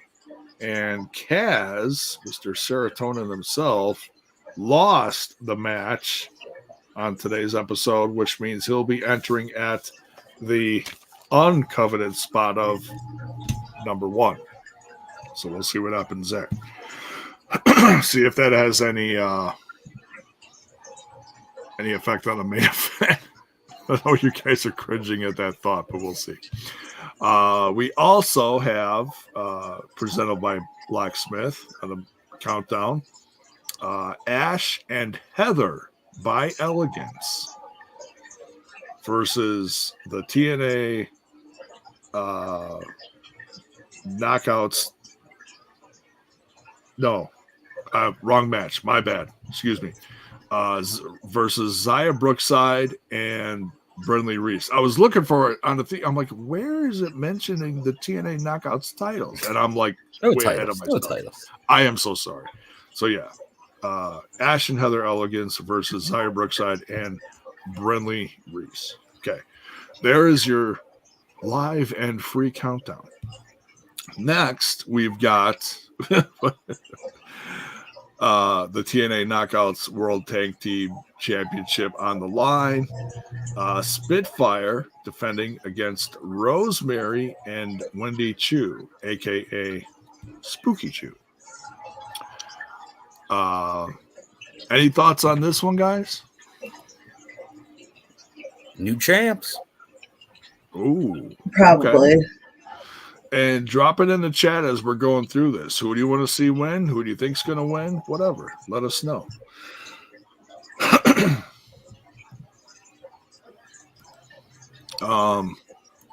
What is this? Mayor's saying, Bill, did you get the Power Slam deal? What is this deal he's talking about? Well, that's what we were talking about at the beginning of the show. They are some of the extra perk packages.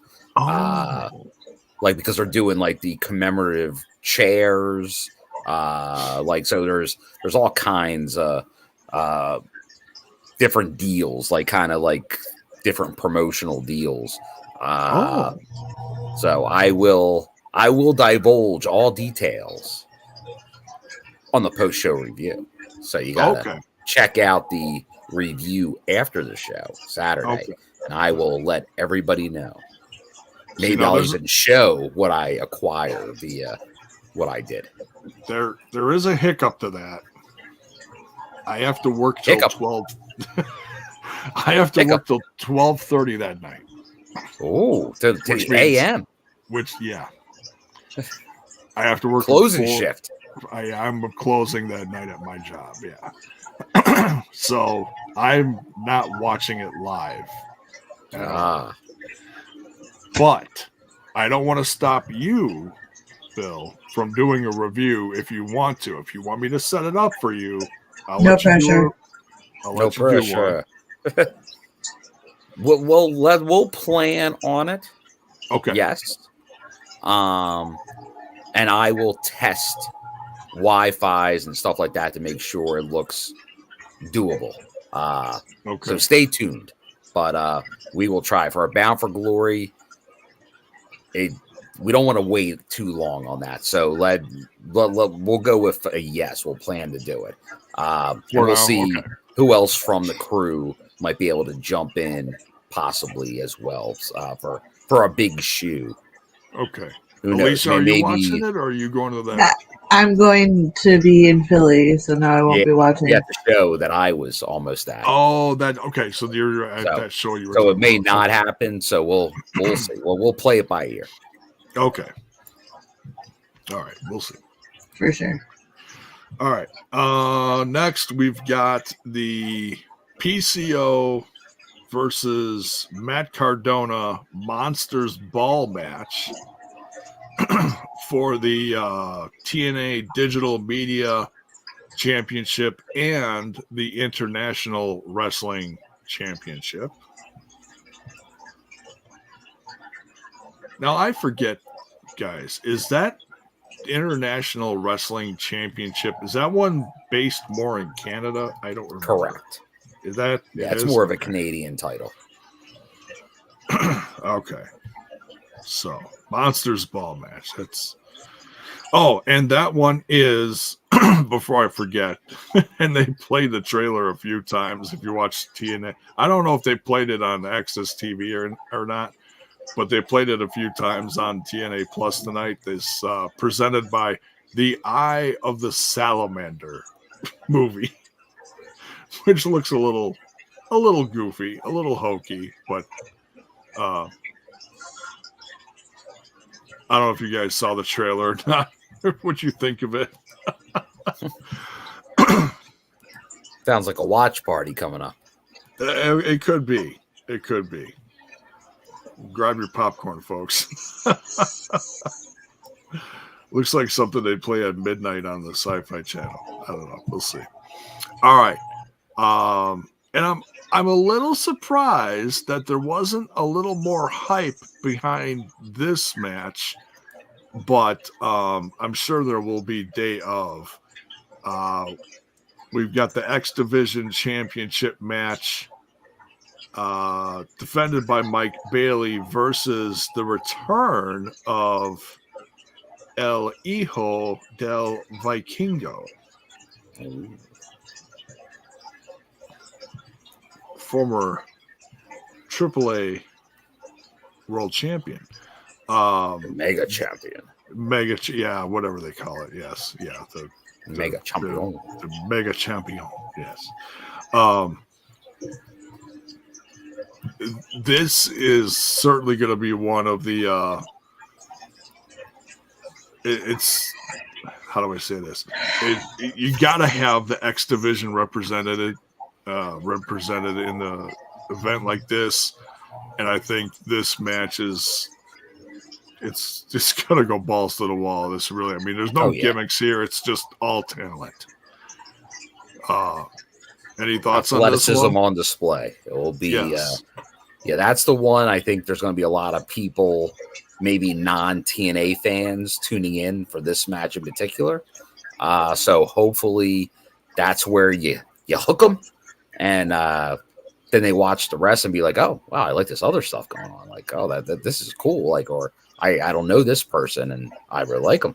So, but that's an attraction. That's your special attraction match for the X Division title. So, no, looking forward to that. Hopefully they can do more with Vikingo. Hopefully he's going to work the tapings as well and kind of go from there. So we'll see what happens. That'd be great.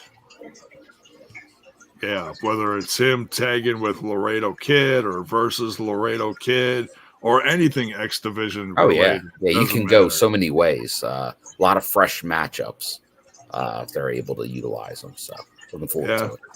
Hell yeah. Maybe Trey will be coming back for the taping so we can see something like that. That'd be great too. I think they may have announced a match for the tapings with the Rascals, so I believe so. There we go. We'll cross our fingers for that one. All right. Next, we got one of the big grudge matches of the show, Josh Alexander versus Steve Macklin. I'm indifferent with this one. Just looking forward to it. You know, this just feels like it's going to be no gimmicks, just going to be a slobber knocker of a match, you know. Oh yeah. Next, this is a match we talked about a lot tonight. Moose versus Mike Santana. Definitely a lot of hype going into this one.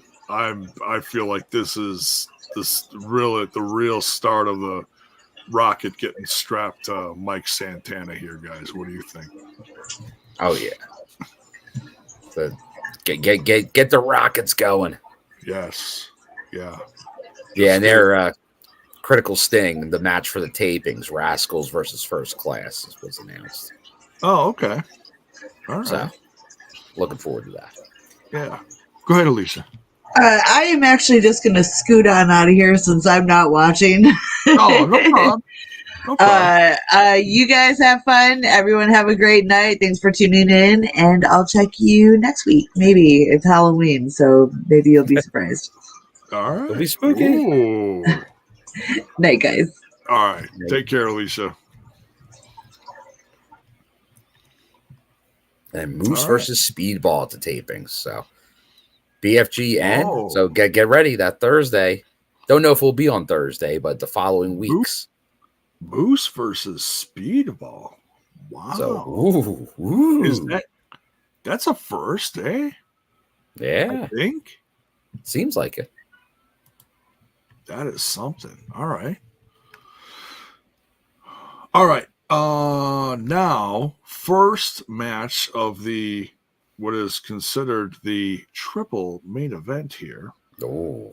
Full Metal Mayhem for the TNA World Tag Team Championship. Man, I love me some tag team wrestling. I've said it a billion times podcasting here over the last 10 plus years. This is definitely going to be one of the highlights of the night for me.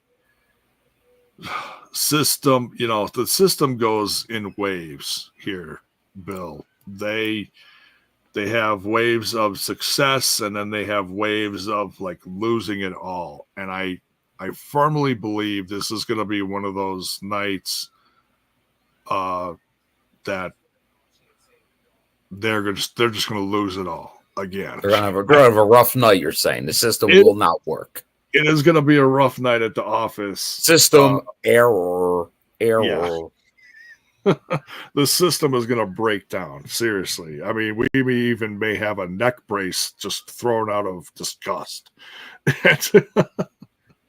A bedazzled neck brace, if you will. There you go. I love ABC, and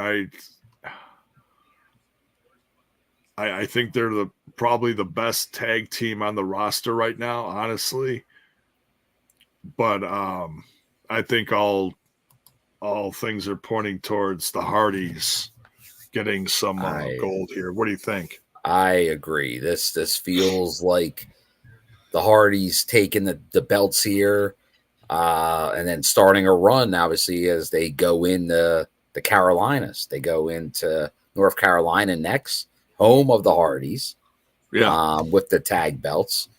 And then that's going to be big. Special at WrestleCade in South Carolina. So it feels like the Carolinas will be a Hardy tag title era. So that's what it feels like. There feels like a few things. I think we're going to see both tag belts change hands on Saturday. But yeah, and here, Dr. Gerbs, I like this. I predict for the future is that Kushida finds a way to use the black goo for good. And we get good Black Octopus Punisher Macklin and a Dr. Doom style for EY or Super Eric. Oh, but wow. Will we ever see the return of the Dr. Kushida and the version of Gresham that we saw that kind of like had that quick exit? I felt like we saw some pre-match images like for like next week, and it went back to the old the masked version of Gresham, and then it never happened. So I don't know. It feels like that's been one where they tease it, they think about it, but I don't know. We'll see. We'll see. It doesn't. Yeah. I'm not assuming that we're going back to it. It feels like it's like all momentum's lost at this point. Like now you're going deep callbacks at this point. And I don't know if that's like, I never heard any like inside behind the scenes stuff on why. Sometimes you do, like it's so and so didn't dig the gimmick, so they took it away, or it was a writer's thing. They weren't happy with where it was going, so behind, the higher ups changed it. You never heard anything, did you, Bill? No, it just okay. Just seemed like obviously there was travel issues, and Gresham couldn't make it for the match they were supposed to have originally. So instead of like that getting pushed, but is that the reason they devoted a 3-part interview with Tom Hannafin to get that over, and then because of a travel issue, it just vanished, the storyline. I gotta imagine there was more to it than that, but at this point, that feels like something they're probably not going to revisit. But let's get into the next match, and we'll visit that. Yeah, the next part of our triple main event. Did we pick? I'm brain farting all over the place. Mr. Akfa here says, "Who do you guys pick to win the PCO Cardona?" I just kind of skimmed over it. I don't think I mentioned anyone specifically. No, I don't think we did pick a winner. I don't think we did. Honestly, I'm going to pick Cardona. If I had to pick one, J-Bone, I have a feeling, because it feels like they're going to do something with Cardona. So I could see Cardona winning this. So, but I don't know. But it feels maybe something else gets involved where it's not clean. Maybe we see Steph DeLander return. If something could, like Steph could cost PCO in the match. Something like that could happen. So yeah, there you go. Critical Sting here says, do you guys know that the Fayetteville, North Carolina tapings are held at a 2,400 person seater? Wow. That's a big that house. Certainly feels like a hearty win to me for that match. Yeah. Oh yeah, it's 100% Hardy. Like, the Hardys are going over. Given. Yeah. So, all right. Knockouts world title. Knockouts. TNA Knockouts world title match. Jordan Grace defending against Masha Slamovich. I kind of gotta agree with Alisha here. It's got kind of a different vibe to it because you've got two people that were, I feel like they're still friends in a sense, or at least there's a level of respect there at least, because sometimes I have no respect for you, so then there's a big turmoil and this person doesn't like this person doesn't like this person. I still feel like there's a big level of respect there, and that's why tonight did feel kind of weird, because they're just kind of talking to each other. There was no elevated voices. There was no raised voices. They were, like Masha says, I've said everything I had to say. Yeah. Yeah. So it does feel a little different. I don't like saying it feels weird, because I am looking, that would mean like I'm not really looking forward to this match. I am looking forward to this match. I do feel like there is going to be a change of the guard here. It feels like that's setting up for that. But I get it. Like it was rushed. It was a rushed storyline. Like there's history there. There's all that, but it was a rushed storyline, and I think that's where some of that is, and that's why they did some of these segments to kind of push it over. But it was definitely a speeded up version of it. It was a fast run through it, speed run through this storyline. So we'll see. Like, it probably will change hands, but I do get some people that are a little apprehensive on the execution of it, because you can see that. But right, we'll see. New champion, it feels like. Because Jordan's beaten everyone else. So unless there's it's once again, Jordan and Deanna, it was the same thing. Yeah. Lose, win. Person's done. so unless there's a new knockout coming in, Jordan's beaten everybody, I think. Yes, she's beaten everybody. There's nobody there that she hasn't beaten. So I don't know. But yeah, I gotta go with Masha. I love Jordan, and I want her to stay, but I feel like this is gonna be kind of like the start of her journey away from TNA into WWE or slash NXT, whatever they decide, but I'm happy for her because she is that talented, and she has been such a positive influence on this roster, on the fan base and the wrestling community as a whole, for the things that she's done for herself and what she represents, just everything positivity wise, so, but yeah, definitely gonna be a highlight of the night. And then a main event, which has all sorts of crazy controversy behind it. The match itself, I think, is going to be really good. Sadly, I feel like people are going to be expecting something to happen, and that portion is going to be having more hype behind it than this match. Am I wrong in saying that? What do you think? I think it depends. If you either have to go in with thinking this is the match where Joe Hendry wins the title, and then you can focus on it just being the match. But if you don't think Joe Hendry's going to win the title and it's just going to be a dirty, dusty finish and shenanigans, then that's what you're kind of tuning in for. Because I think they're the two options. I think it's Joe Hendry wins or he loses through a bunch of shenanigans. And either Nick comes off as a heel or he doesn't come off as a heel, is how that all kind of answers itself.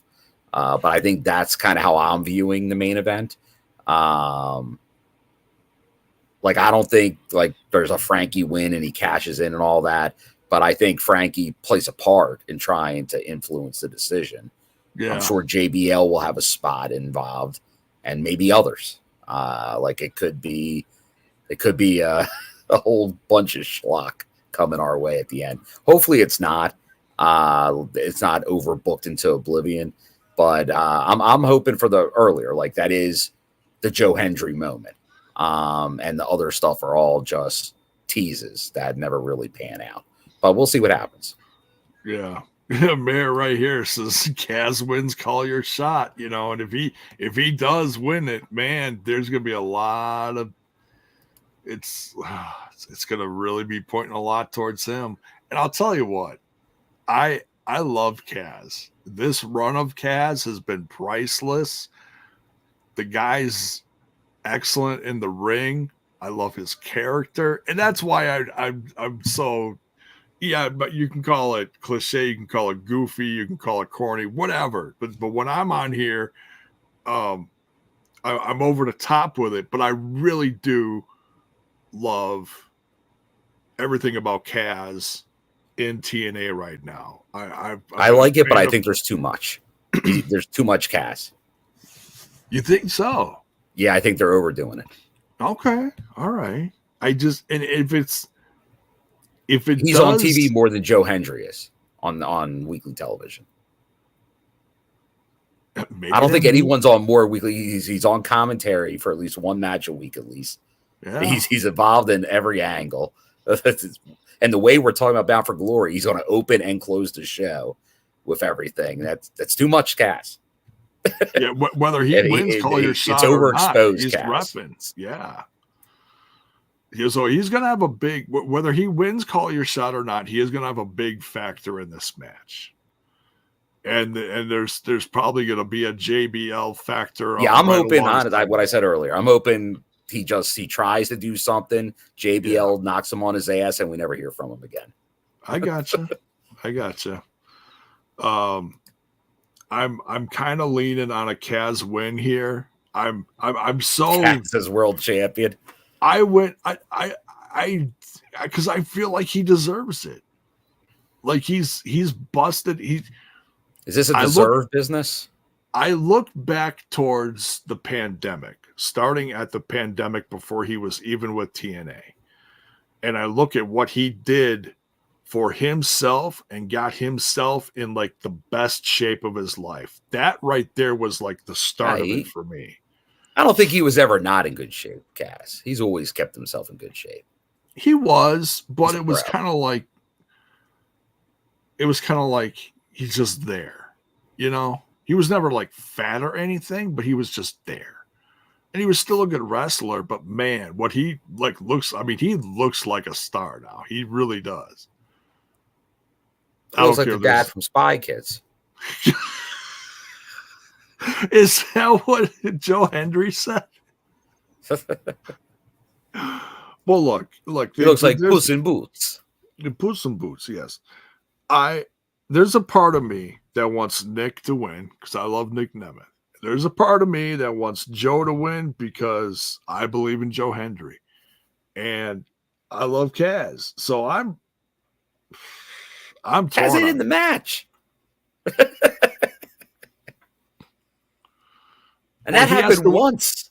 He has where someone won call your shot and they did that. That happened one time. Option C is more likely than this. Which means he's got to he already did that. So he can't do that again. Well, he could, but all right. Well, so who if you had to pick one, who do you think's gonna win? Joe Hendry wins. You think Joe Hendry's gonna take it? It's gonna be his. I think this is all poppycock.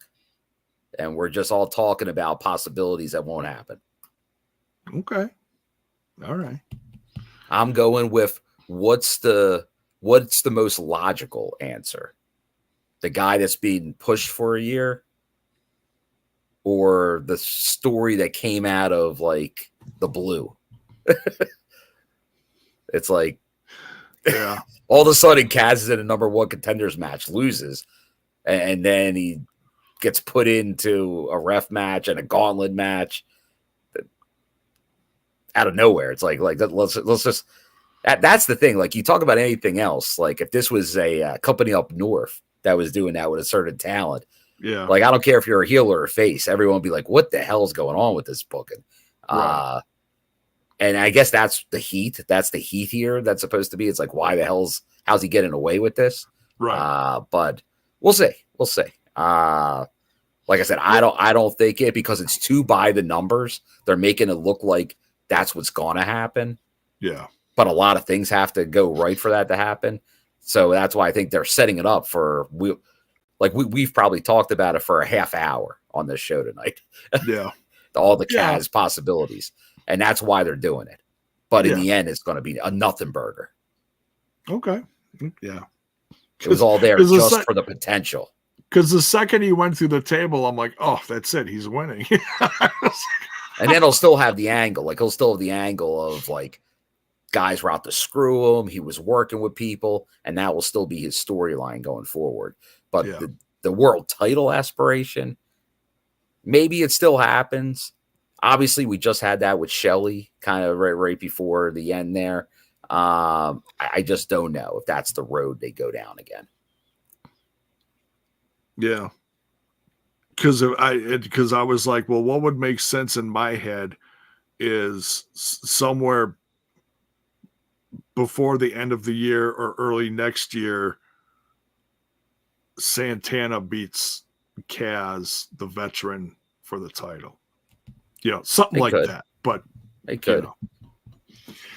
But But I don't know. nonetheless, Right now, with Kaz's like Santana got so much vitriol and passion, and Kaz is kind of doing like a comedy gimmick right now.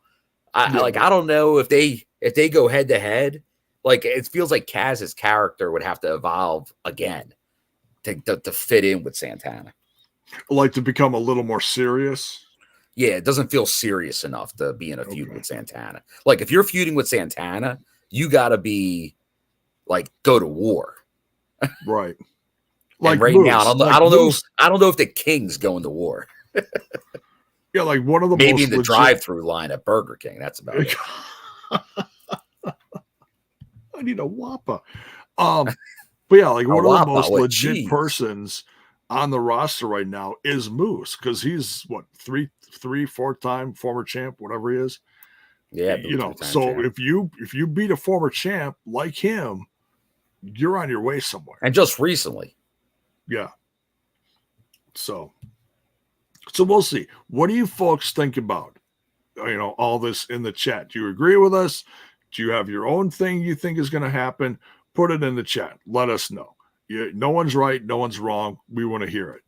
So, but yeah. So thanks a lot, everyone. Love the discussion. Love the chat. Love everyone getting involved in this. Thank you, Bill. And thank you, Alisha, for being on. Even with an early exit. Thank you. It's all right. But yeah, so safe travels, Bill. Hope everything works out for you in Detroit.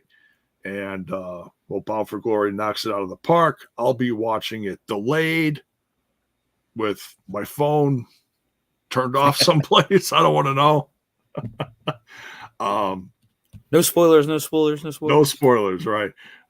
We'll try to get something set up for Bill for a review following Bound for Glory. Me personally, I don't know if and when I'm going to be talking. I mean, yeah, I'll be talking about it at some point. I don't know if it's going to be next Tuesday. I have no idea. We'll figure something out. TBD. Yeah.